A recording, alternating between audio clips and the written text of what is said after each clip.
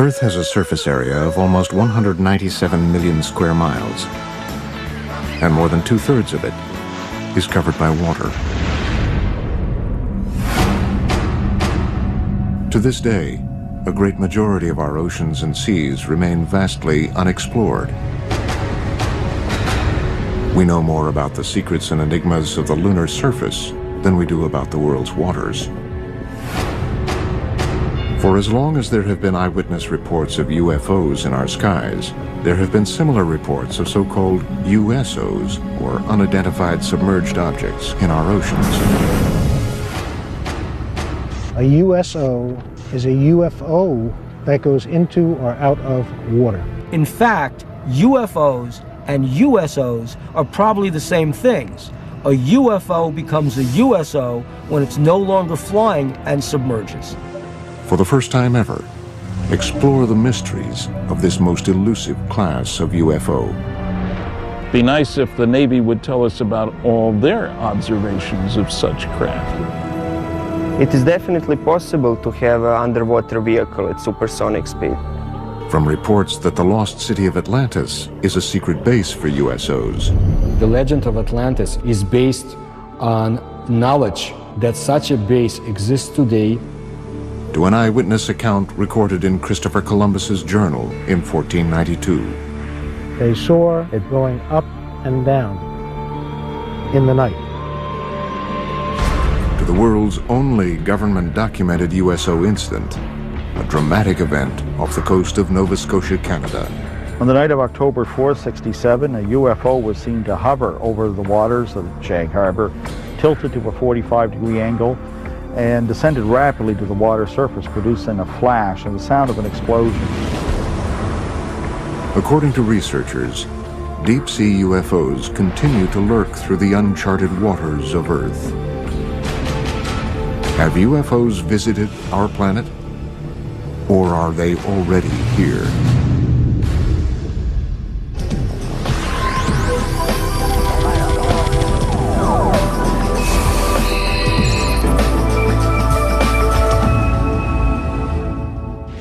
This is the Santa Catalina Channel, a 26-mile-wide stretch of the Pacific Ocean separating the city of Los Angeles from Catalina Island. According to experts, these waters, portions of which might be as deep as Mount Everest is high, may contain some of the world's darkest mysteries. You are seeing an unidentified flying object. It is not a hoax. It is real. The film was taken by Leland Hansen while filming Catalina Island from a helicopter. In recent years, escalating reports of unidentified submerged objects, or USOs, flying into and out of the channel have caused great concern to local residents and researchers. The whole area here is just a huge hotbed of UFO activity. I've uncovered probably 200-300 cases of UFOs flying over the mountains and over the water here. It's just a huge hotspot. Preston Dennett is the author of UFOs over California. He has been investigating USO activity in this area for almost 20 years. Actually, there was a huge wave of sightings over the Santa Monica mountain range on June 14th, 1992. The witnesses counted a total of about 200 objects. What's interesting about this case is these objects came from below. Normally when someone sees a UFO, it comes out of the sky like a star. They see a star-like object and it comes swooping down. These came from below to above. June 14th, 1992, 10:24 p.m. For almost 2 minutes, the waters of the Pacific Ocean explode with light as hundreds of bright, disc-like craft are witnessed flying out of the water together. Similar to other reports of USOs exiting the water, these craft emerge from the Pacific in almost complete silence. They reportedly hover for a moment before bursting into space. Reports of this incident were phoned into local police departments as far away as Malibu. The following is an actual call that was placed on that day. Officer, Sheriff Station. Did anyone report anything strange tonight? Can you be a little bit more specific? Strange. Lights. Lights? Yes. What exactly happened to you? I'm ashamed to tell you because I think you're going to think I'm crazy. We saw what we thought was a bright light up in the sky. Okay. We could hear it wasn't a helicopter. I'm telling you, I have never been more frightened in my life. According to Dennett, the incident was also reported to the U.S. Coast Guard sector in Long Beach, which ultimately declined the search request. This 1992 event was the second in Los Angeles in 3 years. On the dark, foggy morning of February 7th, 1989, scuba divers, boat sonar systems, and people on the shore witness a long, dark, unidentified craft dive out of the Pacific. For about 90 seconds, the U.S.O. rests just above the surface before emitting about a dozen smaller, fast-moving objects. 60 seconds later, the craft dives back underwater. Its last reported sonar heading was south toward the Santa Catalina Channel before it disappeared. And it involved dozens of objects which were seen off the coast of Marina del Rey. On occasion, some of these craft would emit smaller craft, about 20 feet in diameter. And these were seen moving underneath the surface of the ocean, and they were coming in and out of the water. As the 1947 incident at Roswell sparked worldwide curiosity about flying saucers, these events near Los Angeles have sparked a current wave of research into the capabilities and threats of so-called U.S.Os. The oceans of the world covering, 70% of the planet, they hide a lot of history and a lot of mystery. There's a very good reason for a whole society of creatures, sentient creatures, advanced creatures living underwater because nobody goes there. It's fascinating to think of the underwater UFOs because they know a lot about this planet that you and I don't know. Unique to the U.S.O. phenomenon is the reported ability of these craft to multiply and break apart. One such astounding case has become known as the Golfo Nuevo event. On February 8, 1960, the Argentinian Navy is on alert as they track two unidentified submarine-like objects in its waters, thought to be American subs. Then, according to reports, the underwater objects are seen on sonar to break apart and fly out of the water. Sonar contact, 173, 438 yards. Bridge combat, sonar contact, 173, 438 yards. Two gigantic submarines sighted by the Argentinian Navy in 1960 inexplicably multiplied into 6 other submarine objects. The Argentinians were never able to catch them or destroy them because the objects simply disappeared. The case even caught the attention of the Soviet Union's most senior officials. Nikita Khrushchev, who was the leader of the Soviet Union at the time, was so much intrigued by the whole story that he sent his diplomatic attaché in Buenos Aires to find out what's been going on. While some researchers contend that these reported cases might be nothing more than military submarines firing torpedoes, others argue that submarines were not capable of firing 6 or more objects in 1960. Late U.S.O. researcher Ivan T. Sanderson's 1970 book, Invisible Residents, was the first to analyze the U.S.O. phenomenon. He reports on another remarkable example of U.S.O. behavior. In March 1963, a U.S. Navy submarine exercise is progressing as planned 100 miles off Puerto Rico. Suddenly, one Navy sub abruptly breaks from its assigned route after picking up an unidentified object traveling at speeds in excess of 150 knots. The submarines are astonished by the depth at which the unidentified craft is moving, 20,000 feet underwater.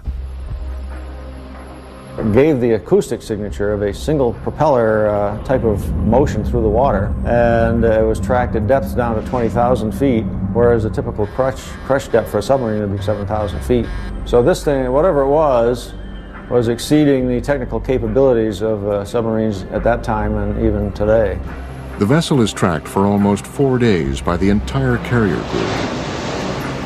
The object would reportedly propel away at impossible speeds and then stop and rest, allowing for continued tracking by the Navy. Reports about this event were sent back to Sinclair Fleet Headquarters in Norfolk, Virginia. However, an official determination into what was seen on sonar that afternoon was never made. But according to reports, the Navy lost track of the craft after midnight on the fourth day. It was never picked up on sonar again. Nobody advanced a theory as to how something could move that fast. We have reports of USOs going into and out of the water, but we don't have any of the technical data. Flying saucers that are above the ground, people see them. But what's underwater, the Navy sees them. And the Navy isn't talking about what it's flying.